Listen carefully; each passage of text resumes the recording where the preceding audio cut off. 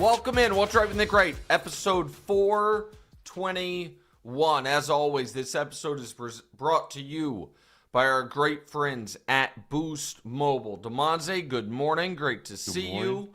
Good to see you. A ton to do. We are 10 days away from Super Bowl 60. We are going to slowly but surely ramp up our coverage of the game over the coming 10 days. Tomorrow, by the way, in our regular weekly gambling show, obviously, no NFL games this weekend for Damonza to give you winners on and me to give you losers on. However, we will use tomorrow's show as a way to look back because all of our preseason future bets have now settled. So we will find out how we did in that show from way back at the end of August, beginning of September. Spoiler alert on it, as was the theme of the 2025 football season, Damonza did much better than I did. Well, yeah, I mean, we'll get into that tomorrow. But so that will be tomorrow's gambling show. Today, however, we're not going to be able to do a ton on the Super Bowl because there is a bunch of other news involving the Hall of Fame, coaching carousel, Giannis's future. So we will get to all of that momentarily. Before we do, we bring you straight to voicemail what we're not going to be able to get into heavily, brought to you by our friends at Boost Mobile. Wemby outduels KD as the Spurs beat the Rockets 111-99. Nick's Pro Bowl predictions not in the show because Nick does not have Pro Bowl predictions. And, that's a picture of Dexter with a fake tear if you're watching on YouTube. He once again snubbed.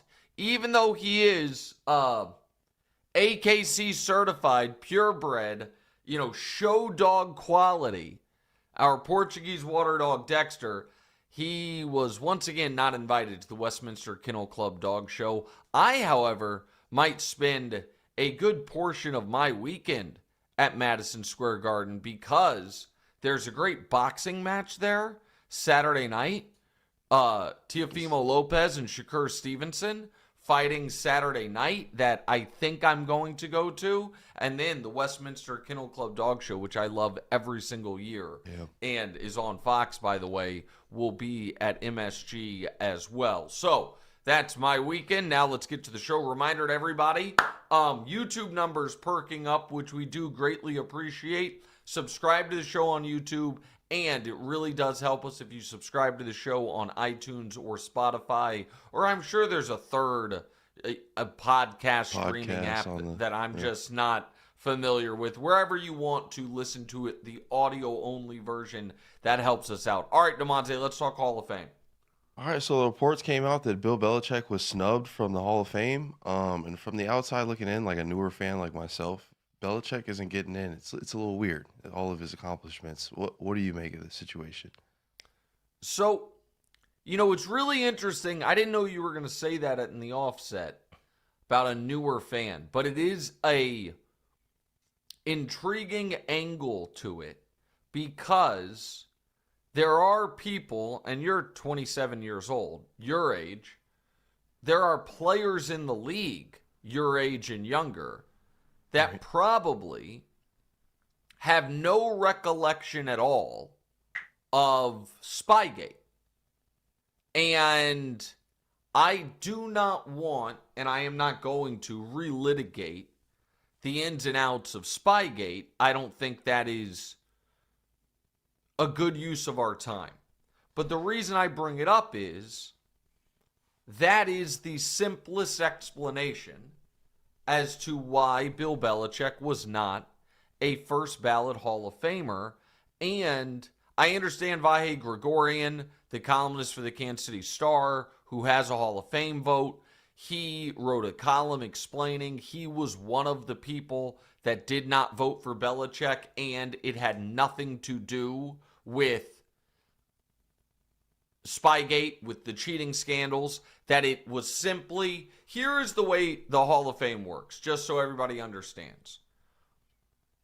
The regular Hall of Famers, the ones that Drew Brees is up for induction, Larry Fitzgerald, the players that retired recently, They have this giant list of eligible people to consider. They whittle it down to 25 semifinalists. They then whittle that down to usually, I think, 10 to 15 finalists. And then at most, 5 people from that group make it. There is then a separate procedure, but with the same voters, that consider 5 other finalists. Those 5 other finalists come from 3 buckets. They will consider 1 contributor finalist. This year that was Robert Kraft. 1 coaching finalist. This year that was Bill Belichick. And 3 senior committee player finalists. Meaning guys who did not make the Hall of Fame through the initial proceeding, but now are eligible again through the senior committee. And those 3 finalists were L.C. Greenwood, Roger Craig, and gosh darn it, put it in the doc. I forget who the third other senior committee finalist was. And the way it works is, for those 5 finalists, each voter can vote for a maximum of 3 people. Now, you can split that however you want. You can vote yes for the 1 contributor, 1 coach, and 1 of the players, 1 of the 3 players, or you could go 2 players and 1 coach or 2 players. Ken Anderson is the other player finalist that I forgot. Or you could go all 3 players. Vi Gregorian explained he didn't vote for Belichick, and it was because he thought those 3 players were Hall of Fame worthy, that if they didn't get in now, they were likely never going to get in, he thought, because they're not guaranteed to be the 3 finalists next year. And so he uses 3 votes for them. I think there is also the possibility that this was unintentional in this regard. That people in that room, Damonza, were like, you know what? I'm sure Belichick's getting in. So I don't want to he doesn't need my vote. So I'd rather use my vote because I'm a big Roger Craig guy and I think he's not going to get in. That could happen. There's a lot of different ways that someone who is a deserving candidate can lose a vote or 2. But in order for Bill Belichick not to be elected, he would have had to lose at least 11 votes. You need 40 of the 50. And while everyone, from Tom Brady to Jimmy Johnson to Patrick Mahomes to LeBron James to Troy Aikman, everyone was unanimous in how outrageous Belichick's snubbing was. I saw the news and I said, well, I suppose I understand. And the reason I understood was because I read it as he lost some amount of votes because Hall of Fame voters felt like this was their opportunity, and maybe for some people their responsibility, to punish him for at least one of, if not multiple, cheating scandals in which he was not only embroiled, but in Spygate, adjudicated by the NFL to have orchestrated, benefited from, and he was penalized for greatly. They fined him the most the league can fine a coach, $500,000, and they took a first-round pick from the team. Those were massive, massive penalties. And my opinion on this might sound counterintuitive or incongruous. I hope it doesn't. If I were a voter, I would have voted for Belichick. Spygate was not, to me, such a mortal sin that it overshadows what is an unimpeachable resume of coaching excellence. But I can feel that way while also understanding that others may not. I also can feel that way, and I do not think it is contradictory for many of the people. I would not find it contradictory if the 50 Hall of Fame voters from this year were the exact same 50 next year, and next year Belichick got in unanimously. Because I do think one could argue that if you were a Hall of Fame voter, you might feel like, yes, Bill Belichick deserves to be in the Hall of Fame,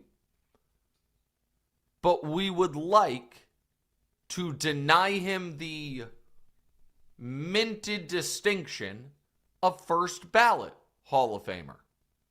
That is the penance for Spygate.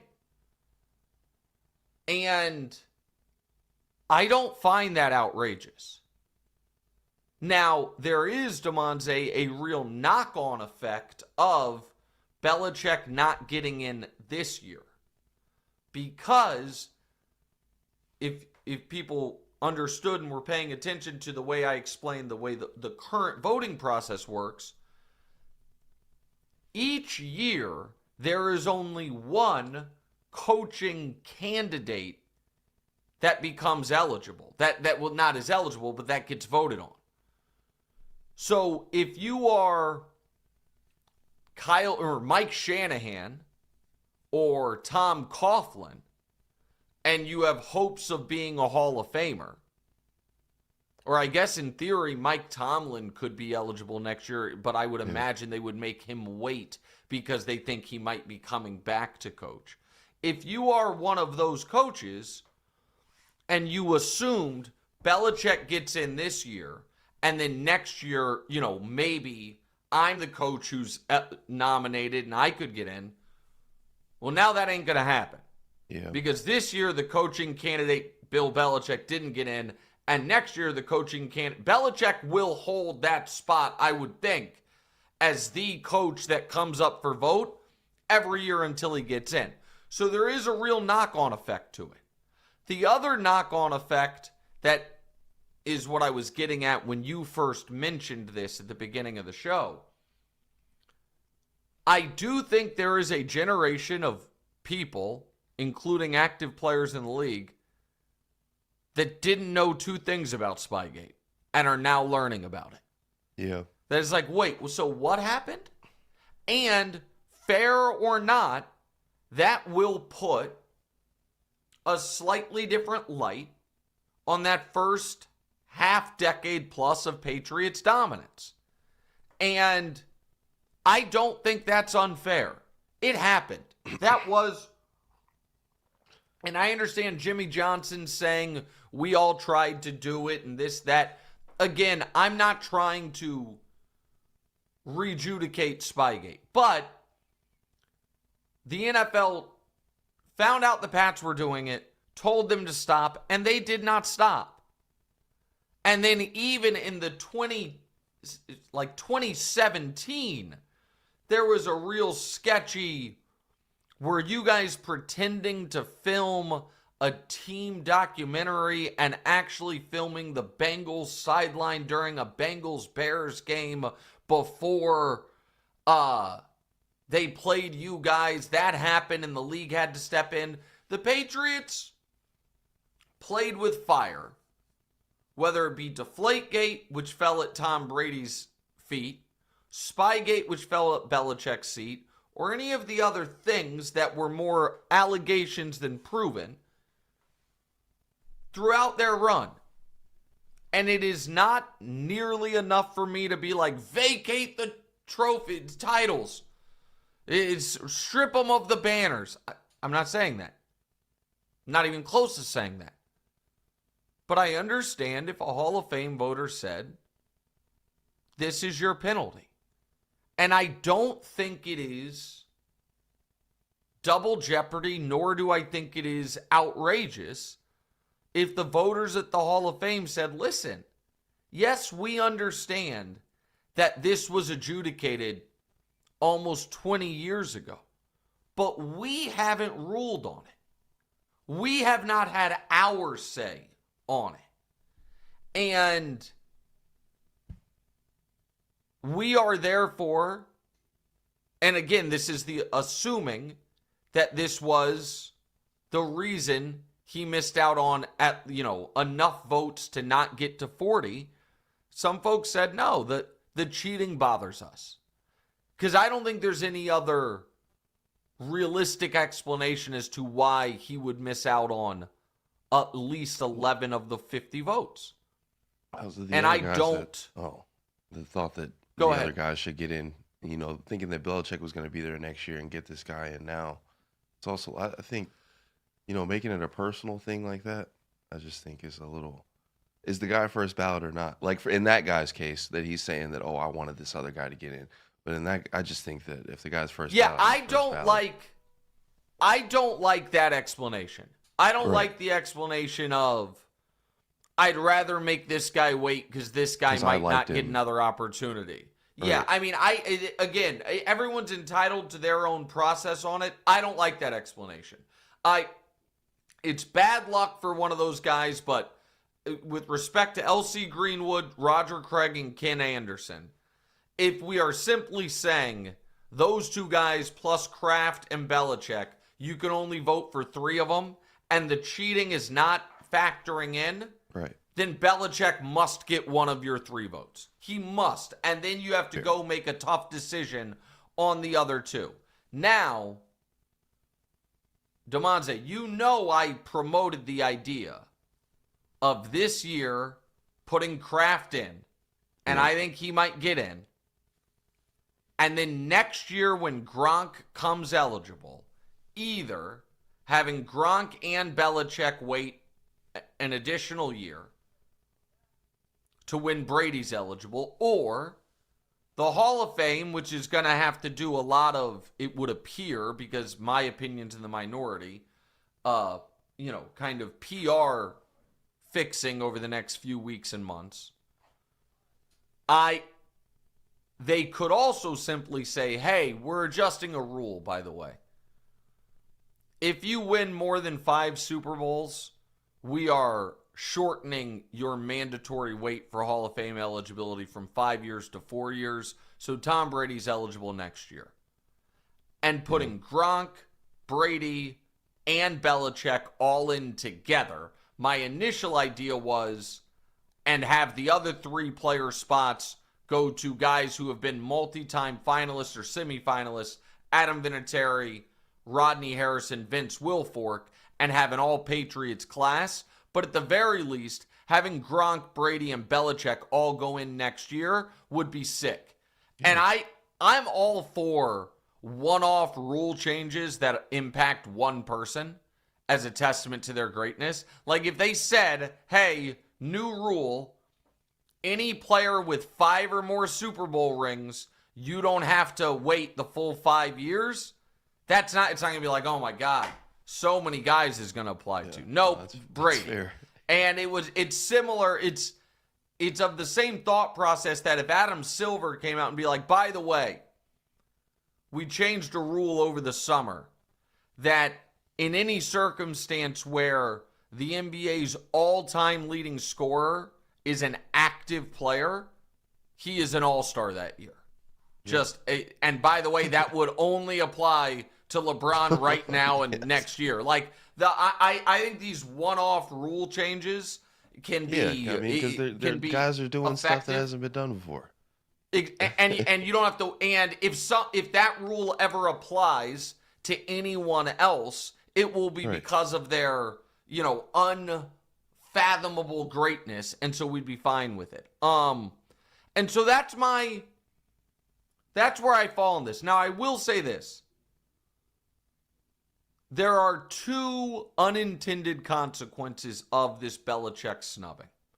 One I find to be positive, one I find to be negative. The positive one is this. I think this is Bill Polian's Emperor has no clothes moment. And I don't mind that. I've never been a Polian guy. Bill Polian hit the jackpot in his team had the number 1 pick when Peyton Manning was coming out. And then, in my opinion, did a very poor job building teams around Peyton to the tune of Polian's whole philosophy was we're going to build the best team imaginable to play with a lead and to play indoors, which was awesome most of the time. But you were not always indoors in the playoffs, and you did not always have the lead.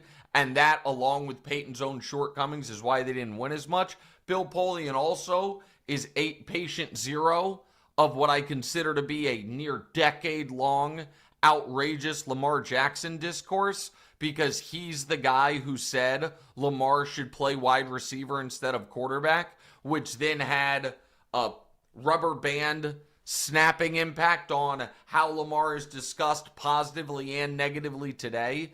And Polian has made a total fool of himself in this process. He told Sports Illustrated, I'm 100% sure, or he told Sports Illustrated, I voted for Belichick. He then, half hour later, told ESPN, I can't quite remember, I'm 95% sure. And then the next day, read a prepared statement on Sirius being like, I voted for Belichick. So Polian being made a bit of a fool of is just a happy accident of this maybe. The other unintended consequence, Damonza, that I think is a bummer is for the guys who do get in this year. So Drew Brees is going to get in, Larry Fitzgerald is going to get in, and whomever else does. Robert Kraft is probably going to get in. The story of the 2026 Pro Football Hall of Fame induction will not really be about who is getting in. And it will be about who is not there. And that's a bummer for them. And that's, that's the... It's fair. That is all everybody's talking about with this one. Correct. And so it does... And especially for those senior committee guys. Like, while it won't be accurate that all of them took Belichick's spot, it will be at least somewhat accurate that one of them did. And so, and we won't know who. So whether it's Kraft, Ken Anderson, Roger Craig, or L.C. Greenwood, it'll just not feel quite right. And so that's a shame of it. Again, I think he should be in. But I understand why some voters might have felt differently. Today's show is brought to you by our presenting sponsor, Hard Rock Bet, Florida's sportsbook. Big game matchup is set. I cannot wait to see Pats, Seahawks. Hard Rock Bet has all the different ways you can get in on the action on next Sunday's game. I told you guys I'm liking the JSN anytime touchdown. It's right around even money at minus 115. I also, later in the show, I'm going to tell you guys the one other futures bet that I've already made, and it is, well, I'll explain it when we get to it. It's an all-timer. It is, I am betting the under on something where the total is set at less than 5. So we will get to that in tomorrow's show, but that'll be, it's a must bet if you ask me. If you haven't signed up with Hard Rock Bet, there's never been a better time. This week they're launching a brand new offer for new customers. Plus, Hard Rock Bet is kicking off its $7 million big game bonus party available to all users. You're not going to want to miss that. And if you're in Florida or Jersey, the big game energy doesn't live just exclusively on the app. Head to Hard Rock Casino property for drawings, giveaways, and all the excitement leading up to kickoff. Hard Rock Bet also offers new promos every day, so if you're listening to this later, just open the app and check out what they've got any day of the week. Hard Rock Bet, download the Hard Rock Bet app and make your first deposit today. All right, Damonza, let's talk a little hoops here. End of an era. Giannis, currently hurt, been on Milwaukee Bucks for 12 and a half years, is asking out of Milwaukee. Per Shams, there's been aggressive offers from the Warriors, Knicks, Heat, and the Timberwolves. What do we make of all Yes. this? Well, so let me just start with the Knicks. I don't see how the Knicks can make an offer Milwaukee would be interested in because they have no picks to trade. They can give them swaps.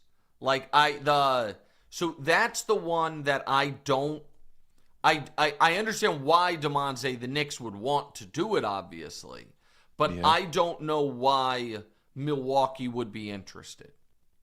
But the Warriors though, I mean, The I heard they were Warriors offering at Jimmy least. Butler. I get they're both Well, hurt so and that would stuff, be but yeah. So here's the thing on the Warriors. The Warriors at least can trade picks, and Milwaukee might want to, full on rebuild. So that to me though also like Butler and Kuminga plus let me see the picks that the Warriors have available.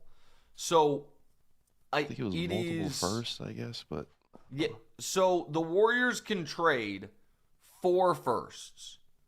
They can trade their firsts in 26, 28, 30, and 32. And they can trade swaps. So they could do, a massive, massive draft pick deal. And the Warriors they would include Jimmy Butler because it's the only way to make the salaries work. So I think it's basically the framework of it would be Butler and Kuminga for Giannis and I think Kuzma. And that's how the salaries line up. And then you trade a bajillion picks. And I don't think that is a great deal, personally. And Milwaukee is in this weird spot, remember, where them bottoming out does not benefit them because they don't have their own picks. They have traded or swapped their next 4 years of picks in Milwaukee, so them being awful, it doesn't allow them to replenish it, which is why I have been promoting the Hawks trade, which the Hawks have this benefit of. They have the first round pick next year, or this coming year, that is the better of New Orleans and Milwaukee, which will be New Orleans' pick. And they have Milwaukee's first round pick in 2 years. So if the Hawks were to move the trade I came up with yesterday, Kristaps and former number 1 overall pick Risa Shea for the New Orleans pick this year, which might be the number 1 pick of the draft, and Milwaukee's pick next year, that to me, if I'm the Bucks, is at least interesting, but the Hawks are not listed on these teams. My issue with the Heat, Damonza, is I don't see a scenario why the Heat would be in a much better position. with the amount of money they'd have to match, right, from their team. Right. So, what is this Heat team going to look like once you have made the trade to get Giannis? Right. The only first-round picks they can trade are in 30 and 32. I guess you'd have to include Bam, but then it's just Giannis and Hero, and that to me does not put Giannis markedly closer to a title. So I really like the Hawks one. If that's not what Giannis wants to do, there's a Rockets one that's interesting, and there is a Spurs one, both of which I discussed yesterday on the show, but we can discuss here. So the Spurs have, the following picks that they can move off of. Atlanta's first this year and next year. Okay, that's interesting. Boston's first in 2 years. Dallas is first in 2030, and Sacramento's first in 2031. So the Spurs can move 5 first-round picks, none of which are the Spurs picks, which is the key here. Like, if you're Milwaukee, you're like, your team's about to have Wemby and Giannis and those great guards. Your picks are going to suck. So the Spurs can include a bunch of potentially awesome picks like, I mean, the Sacramento pick's a long way down the road, but an unprotected Sacramento first-round pick is gold. Who knows what Dallas looks like in 5 years? Who knows even what Boston looks like in 3 years? And then Atlanta the next 2 years. Like, that to me is interesting. And here is what I think is the most intriguing about the Spurs offer, Damonza, that I came up with. They can make the money work without trading any of their young guards. Barnes and Vassell get the money to where it needs to be. So you still have Fox, you still have Castle, you still have Harper. And that to me is, if Milwaukee's like, listen, we're going to rip it down and have these other teams' picks to build with. Wemby and Giannis on the court at the same time. It sounds insane. Would be bananas. So that to me is worth considering. 5 first-round picks, none of which are the Spurs picks, and the Spurs keep their own picks, and they keep their young players. That to me is a legitimate possibility. And then there's the Rockets one, which the Rockets have 2 potentially very valuable draft assets, and they're in the same draft, Damonza. Not this coming year, but next year. They have Brooklyn's first and Phoenix's first. Now, Phoenix is building a little something, but Brooklyn is miles away. And so the Rockets, that Brooklyn pick's very valuable, and they can trade Van Vliet. And I think you would then have to include Şengün. You think the Steven Adams injury might force them to try to be extra aggressive, for Giannis? Well, or it might make them hit the brakes. They might say, we're not quite as close. But Amen Thompson, Tari Eason, Reed Shepherd, Kevin Durant, and Giannis, that to me is a real thing and real interesting. And Şengün and Giannis, here's the thing. I'm sure they wouldn't want to, and if you're Milwaukee, you get Şengün, who is a star, and Brooklyn's pick in 2 years, and you build it up from there. And Şengün and Giannis, to me, Damonza, don't really fit together. Because now 2 of your 5 best guys are just non-shooters. Yeah. And so that to me is interesting. And then I'm going to throw one other just possibility out there, okay? And this possibility is, if this postseason goes poorly for the Thunder. So this would not be a trade deadline deal. But the Thunder are in this really weird position where over the last 2 years, they're awesome at full strength, but they are oddly unbeatable when Jalen Williams doesn't play. They're 34-3 over the last 2 years when J-Dub doesn't play. And he has a 5-year max that starts in the summer. So if Milwaukee waited until the summer, could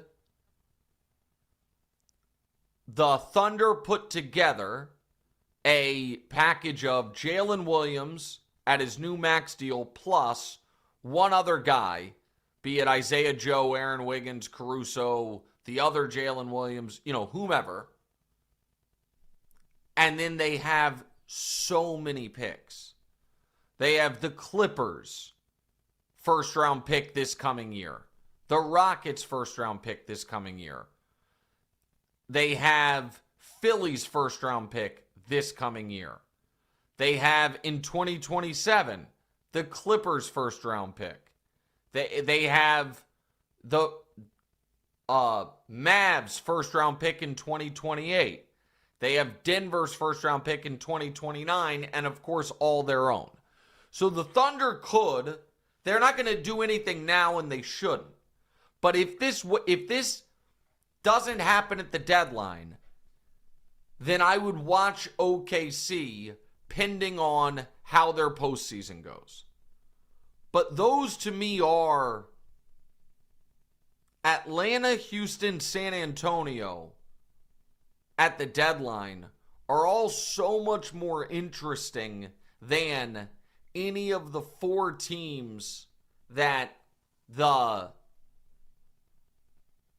reached out to Milwaukee. And when we talk about go ahead. I didn't talk about the Timberwolves. That's interesting.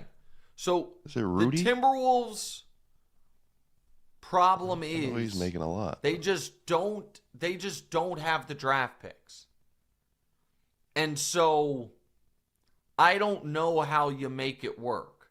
I don't know what package you can build for the Bucks that is super intriguing. And the Knicks are in a very similar bucket where, I'm scrolling my Google Doc about the future draft assets. But let me find where the Knicks are on here. The Knicks have traded away all their picks. And so all they can offer you is swaps and players.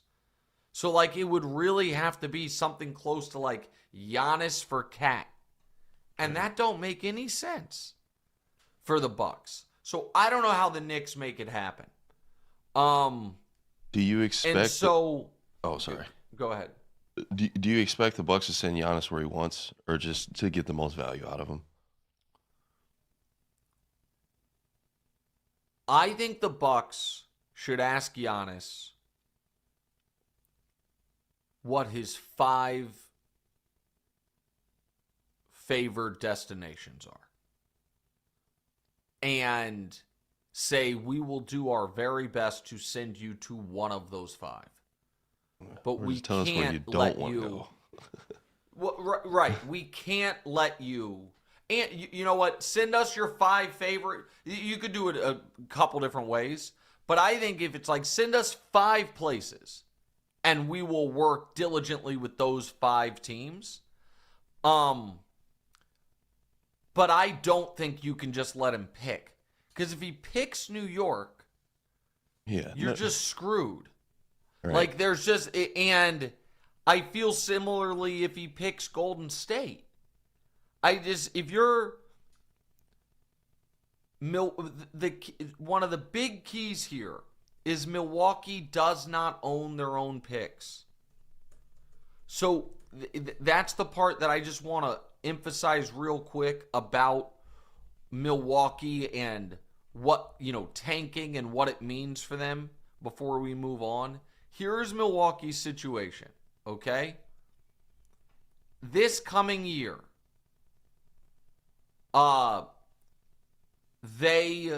this year they will have their pick unless somehow their pick is a better pick than the Pelicans pick.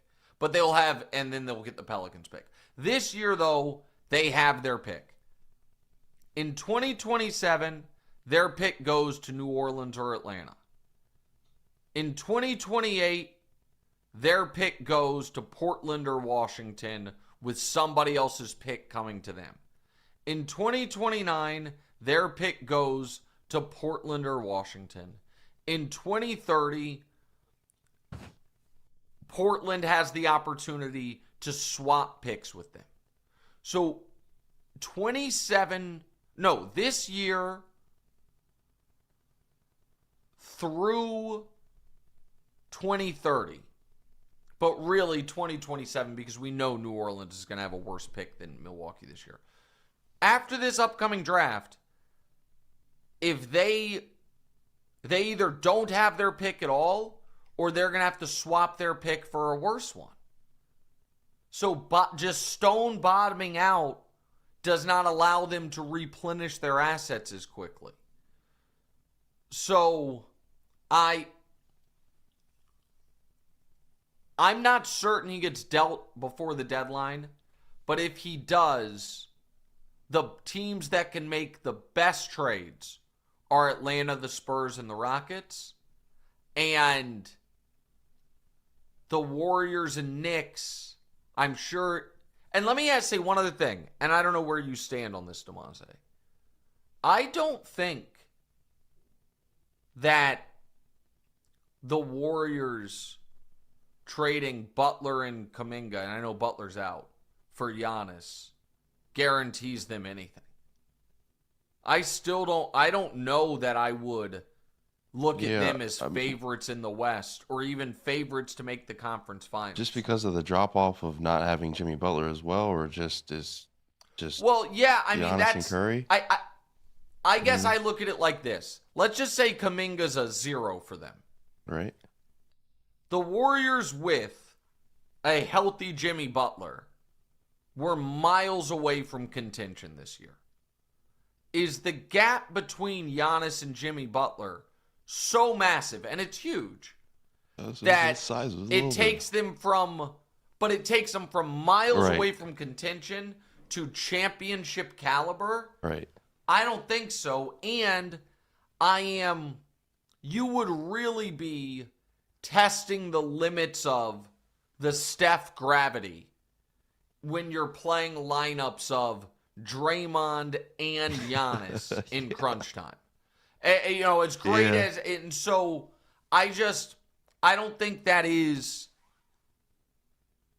as sure. Now, obviously, if you're the Warriors, you do it, but I'm saying I don't know if it's far from contention now, and then with Giannis, it'll just be like, all right, maybe they'll give somebody trouble in like the first or second round. That's how I would feel. I would feel like their ceiling would still be probably the conference finals. Maybe not. I mean, I'd have to see a play together, and Giannis and Steph together would be unbelievable. But I wouldn't look at that as it might be a juggernaut, but I also if I'm Milwaukee, I hate that trade package. Yeah. What you're giving me is this guy your picks and a guy with a torn ACL. And Kuminga, who you've been trying to get rid of. That's not a good package to me. All right, let's get back to the NFL. So at the end of Tuesday's show, we got the news that the Bills were moving their offensive coordinator up to head coach. So you've had a little bit more time to sit and marinate on that. Yeah. How much closer do you think this pushes Josh Allen to the Super Bowl? I don't know if it pushes him closer at all. And I'm always nervous about these, and sometimes it works out. But this first-time head coach that I'm going to be the head coach and I'm going to call plays and I'm going to, it's a big job and not everybody can do it. And it was just really bizarre to me that the rationale for moving on from McDermott was essentially too much scar tissue and too many brutal losses over the last few years. So we're just going to bring someone in who was in the building and promote him. And also, I understand the defenses have been awful in these playoff losses. I get that. And you want to hang that on McDermott. That's totally fair. He's a defensive-minded head coach. But there's two pieces that shouldn't be ignored. One is, I expect the Bills' defense in the regular season, at least, to take a step back without Sean McDermott. But they knew that going in, and they don't know who their D coordinator is. Rap sheet a couple days ago, I lightly reported they were hiring Jim Leonard, and then I saw yesterday Jim Leonard's interviewing for a different defensive coordinator job. So they have not hired him yet. That's pretty clear. So the defense would worry me, and here's the other thing about those playoff losses. Yes, the defense let you down, but the offense, which was called by Joe Brady, had the ball down 3 or in overtime in each of the last 3 playoff losses and came away with a total of 0 points. And that guy's now the head coach. And so I would be a little nervous if I were the Bills. I understand moving on from Sean McDermott, but it's a real risk. And so it would make me anxious. Let's go to the AFC North coaching stuff before we keep going. Bunch of coaching stuff going on in the AFC North. So the Steelers now have Mike McCarthy. We got Jesse Minter, the Ravens, and now the Browns have our old OC Todd Monken. What do you think the hierarchy in the AFC North should be with all this stuff going on? I think it is very clearly Ravens 1. Very clearly Browns last. Oh, okay. I was about to say. And then I don't know right now. Steelers or Bengals too. Because listen, Mike McCarthy, you can say there's a ceiling and they're going to be well coached. And he's going to get good play from the quarterback position. Now, I don't like the idea at all of them bringing back Rodgers, but I don't think that's a fait accompli. And the Bengals are just, running it back once again. And so, listen, this is, to me, Damonza, good. The other, we'll see how good Jesse Minter is. Yeah. He was the hot name. If you were going to hire a defensive coordinator to be the head coach, he's the guy you wanted. You got him. We don't know, but be optimistic, right? So and so that's fine. The Steelers making it clear we're not interested in bottoming out to try to draft a quarterback and, building something that could be a contender, I think is good for you guys. Like, the Steelers will just, continue to be, at least for the time being, okay, but not great. Not a threat. And the Bengals just running it back with Zach Taylor again is he the worst coach in the division? Zach Taylor? I don't know. I mean, I got to see Todd Monken. I guess we got to see Jesse Minter. And Jesse Minter, too. But the Browns, I don't even want to talk about the Browns. The Browns process is so flawed, and they hire a coaching firm, and then they move. It's just so bad. And the owner there is just so bad and makes it so hard to build any type of a winner. All right, we'll keep going in a second. But first, are you thinking about upgrading to the all-new iPhone 17 Pro? It's designed to be the most powerful iPhone ever. But you're also thinking about the traffic on your way to the store, the hassle of transferring all your data. Good news, when you order a new phone online with Boost Mobile, they'll send an expert to your home or work to deliver your brand new iPhone 17 Pro and get you all set up on Boost Mobile within minutes, no hassle. Visit boostmobile.com to get started. Delivery available for select devices. Purchased at boostmobile.com. Terms do apply. All right, let's quickly get to these other stories before we get to the listener questions. So a couple head coach vacancies in the Cardinals and Raiders have the first round pick, and a lot of coordinator spots still open, including Denver and Philly. Which one of these remaining spots interests you the most? Well, listen, I think the Raiders' job's an interesting job because you have the number 1 pick. So that makes it, if you believe in Fernando Mendoza, that makes it an interesting job, and Mark Davis will spend money. So that's first thing. Sean Payton firing his OC is noteworthy. And that's not that plum of a job because you don't get to call plays. So maybe they promote Davis Webb, but Davis Webb, who thought he might get a head coaching job, might be like, I want to go somewhere I can call plays. And that's going to be an interesting job to fill. But the fact that nobody wants the Eagles offensive coordinator job because everybody, I think the reasoning is everybody is worried Sirianni's going to be fired in a year, that is something to watch. That job's been open a while. They've interviewed a dozen people. They don't have it. And I imagine Clint Kubiak is going to end up in Arizona or Las Vegas, and then I have no idea who the head coach of the final opening is. All right, let's talk LeBron for a second before we get to listener questions. LeBron had his homecoming last night, and that was ruined by a 30-point blowout. But the reports, a lot of chatter about the Cavs potentially accepting him back into Cleveland. If he leaves the Lakers, where do you see him going? You see him going somewhere else? Listen, I don't think LeBron, I know he was very emotional last night, which made people wonder, like, is that going to be his last game in Cleveland? And it certainly could have been his last game in Cleveland.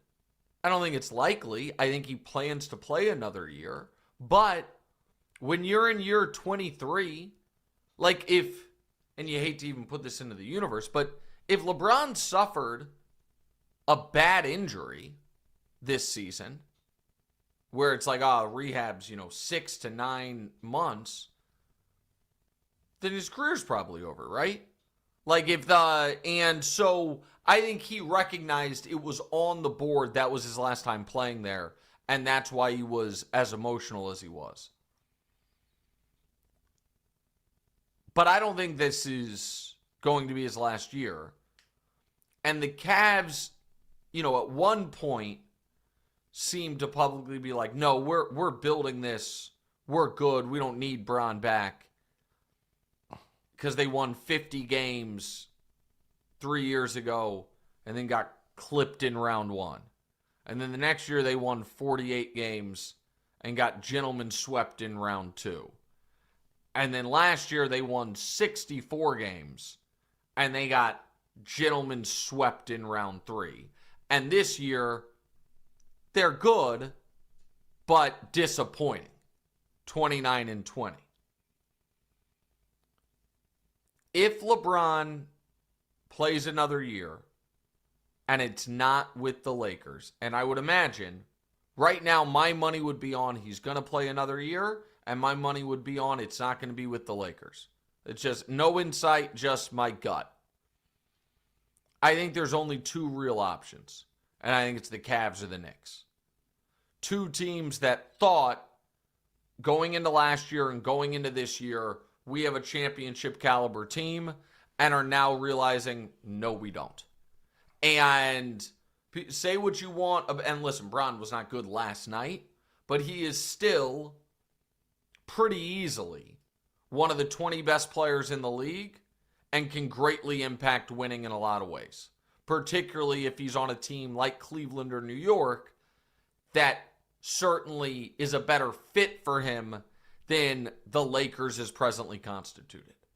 So I think him going back to Cleveland next year is a very real possibility for a farewell tour of sorts. And I don't think the Knicks is off the table. All right, let's do some listener questions here. Lakers fan in the chat are making packages to land Giannis. Do you give that even a 5% chance of happening? Absolutely not. There's no way for the Lakers to get Giannis without trading Luka. And while for this year and this year alone, when Austin Reeves is fully healthy, Giannis is probably a better fit on this Lakers team than Luka. You would be insane to trade Luka at his age with his upside for Giannis. And so they're not trading him, obviously. So no, there's no way to get Giannis to LA without trading Luka, and that's not happening. Jordan asked, does this Belichick snub potentially make Sean Payton not a Hall of Famer because of Bountygate? Well, it's interesting. I mean, it certainly has set a precedent. He might have to wait, and I don't think that would be outrageous. Again, I think Belichick's going to be a Hall of Famer, but he's just not first ballot. All right, keep going. Joey asked Damonza, do you think the new Ravens coach can get the Ravens back on track? I like that he was the defensive coordinator for the Chargers. I think that with Lamar Jackson, we'll have the offense figured out. So that at the very least, but hopefully Lamar Jackson comes with it next year. But yeah, I do think there needed to be a change. I'm not mad at it at all.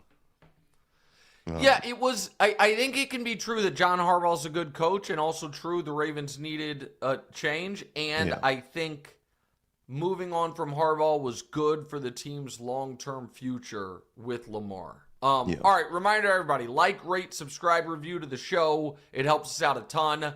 Our preseason gambling recap show plus my single favorite Super Bowl prop. That's on tomorrow's show. So tune in for that. Big thanks to Volume and to Blue Duck. And, of course, our great sponsors, Hard Rock Bet and Boost Mobile. Talk to you guys tomorrow. What's right?